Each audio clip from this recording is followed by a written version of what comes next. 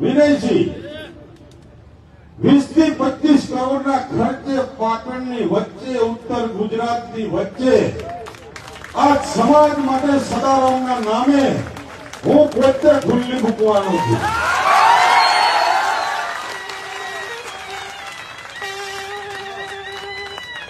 આ જે હોસ્પિટલ એની અંદર 2 થી 2.5 લાખ રૂપિયાના પગારદાર ડોક્ટર હશે.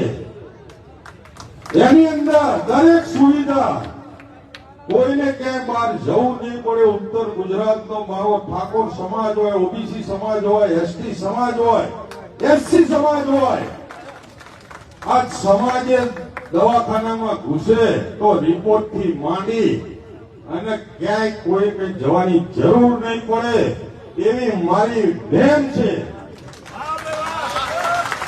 એની અંદર હું પેરામેડિકલ જે દીકરીઓ દીકરાને ભણવું હશે એના માટે હું વ્યવસ્થા કરી આપીશ. આ હું ગતરાર માની સદારામ બાપાની સોગંદ થઈને બોલું છું.